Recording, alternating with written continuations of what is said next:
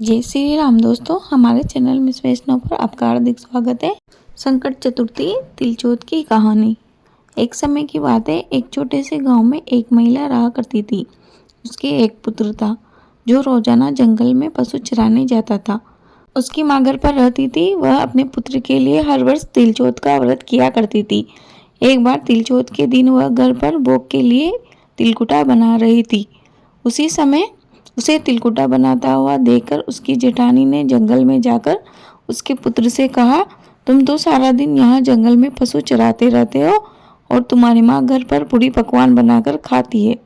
लड़का बोला, ऐसा नहीं हो सकता। ताई बोली, अगर तुझे यकीन नहीं हो तो आज थोड़ी जल्दी घर पर जाकर देख ले, तुझे सारी बात समझ में आ जाएगी। ताई की बात सुनकर वह लड़का उस दिन जल्दी घर पर चला आया। वहाँ उसकी माँ तिलकुटा बना रही थी। यह देखकर वह लड़का माँ से बोला, वाह माँ, मुझे तो तुम जंगल में पशु चराने भेज देती हो और पीछे से पकवान बनाकर खुद खा लेती हो।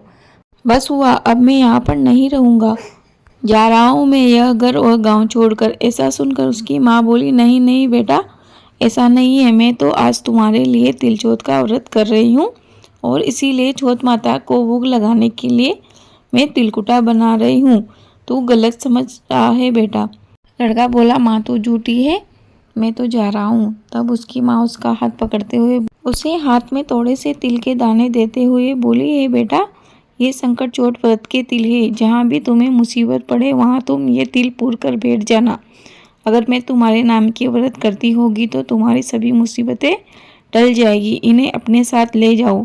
लड़का उन्हें अपने साथ लेकर जंगल की तरफ चल पड़ा। जंगल में जाते समय उसे रास्ते में एक शेर नजर आया जो बड़ी तेजी से उस लड़के की तरफ बढ़ रहा था। अब तो वह लड़का डर के मारे थर थर कांपने लगा। मुसीबत में हमेशा माँ की ही याद आती है, चाहे कोई भी हो। उस लड़के को भी अपनी माँ की याद आई, साथ ही माँ द्वारा दिए हुए संकट चोट व्रत के तिल की भी याद आई कि माँ ने कहा था कि जब भी तुझ पर कोई मुसीबत आए तो इन संकट चोट माता के थोड़े से तिल को पूर कर बैठ जाना। अगर मैंने तेरे नाम के व्रत किए होंगे तो तेरी मुसीबत टल जाएगी। बस फिर क्या था, वह लड़का वहीं रास्ते में तिल पूर कर बैठ गया और बोला, हे संकट चोट मैया, यदि मेरी माँ ने मेरे नाम के व्रत किए होंगे तो मेरा यह संकट टल जाएगा और यह शेर गाय बनकर यहाँ से चला जाएगा। क्योंकि उस लड़के की माँ ने उसके नाम के व्रत किए थे तो वह शेर गाय बन गया और पूंछ हिलाता हुआ वहां से निकल गया। अब लड़का आगे चला। आगे उस रास्ते में नदी मिली। उस नदी के पार एक नगर था जिसमें वह लड़का जा रहा था। नदी में बहाव अधिक था तो उसने सोचा कि यदि मैं नदी में तैरकर जाऊंगा तो बह जाऊंगा और यदि इस जंगल में रहा तो रात में मुझे जंगली जानवर जिंदा ही नहीं छोड़ेंगे, मतलब मेरा मरना तय है। अब ऐसे में उसे फिर अपनी माँ के दिए हुए उन संकट चोट के तिल की याद आई और वह उन्हें पूर कर वहीं बैठ गया और बोला कि ये संकट चोट मैया, यदि मेरी माँ ने मेरे नाम के व्रत किए होंगे तो इस नदी में रास्ता बन जाए, वरना आज मेरा मरना तय है। क्योंकि उसकी माँ ने उसी के नाम के व्रत किए थे तो चोट माता की कृपा से उस नदी में रास्ता बन गया और वह लड़का नदी पार कर दूसरे गांव में पहुंच गया। जब वह उस नगर में पहुंचा तो उसने देखा कि एक बूढ़ी माँ पूड़ी तल रही है और रो भी रही है। उसे बड़ा आश्चर्य हुआ और वह उस बूढ़ी अम्मा के पास जाकर बोला कि बूढ़ी अम्मा, आप पूड़ी तल रही हो यानी कि आपको प्रसन्नता है, और आप रो रही हो यानी कि आपको दुख भी है, ऐसा क्यों? बूढ़ी अम्मा अपने आंसू पोंछती हुई बोली, बेटा, हमारे गांव में हर 6 महीने में आव पकता है और उस आव में किसी न किसी इंसान को बिठाया जाता है। हर घर में एक एक इंसान को जाना होता है। आज मेरे घर का नंबर है और मेरा एक ही बेटा है। मेरा बेटा आव में पक जाएगा। अब मैं मेरे बेटे को कभी नहीं देख पाऊंगी, यह सोचकर मैं रो रही हूँ और आखिरी बार आज मैं उसे खाना खिला रही हूँ तो सोचा कि कुछ अच्छा बना लूँ, ये सोच के मैं पूड़ी बना रही हूँ। वह लड़का बोला कि अम्मा, यदि मैं आपके बेटे की जगह चला जाऊँ तो आप मुझे यह पूड़ी खिला दोगी?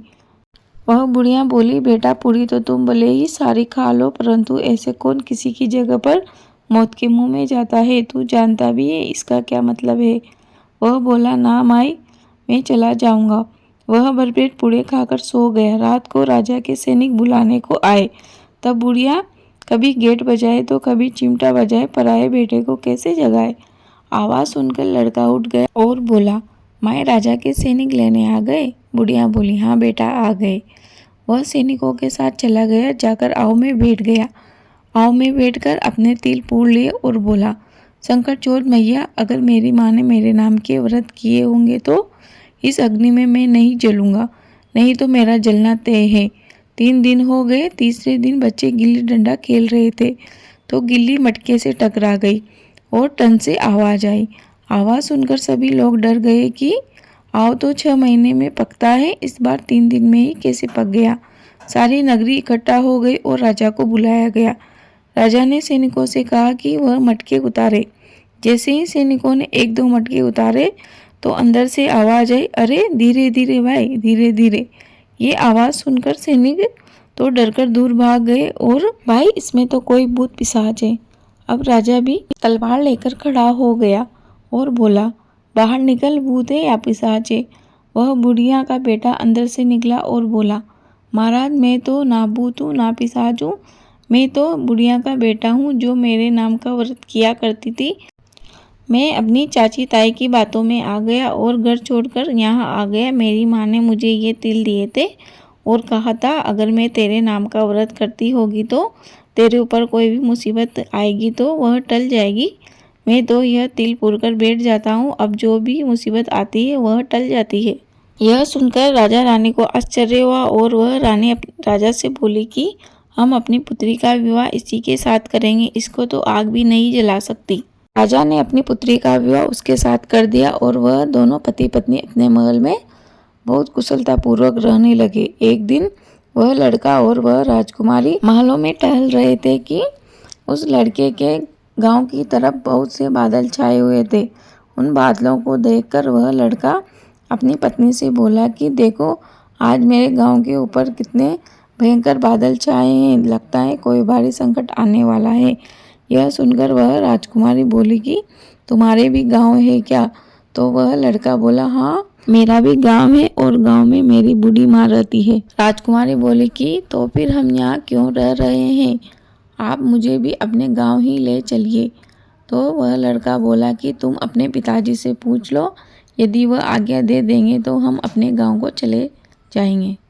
राजा ने उन्हें आज्ञा दे दी और उन्हें बहुत सा धन देकर वह सैनिकों के साथ विदा किया। इधर उस लड़के की माँ बहुत बूढ़ी हो चुकी थी और बेचारी समय के साथ अंधी भी हो चुकी थी। गांव के लोगों ने उस बुढ़िया से आकर कहा कि बूढ़ी माँ, आज तो तेरा बेटा तेरी बहू को लेकर आ रहा है। तो वह बोली, क्यों मेरी व्यर्थ में हंसी उड़ा रहे हो, मेरा बेटा तो पता नहीं कहाँ चला गया। अपनी ताई व चाची की बातों में आकर वह इस घर को छोड़कर चला गया।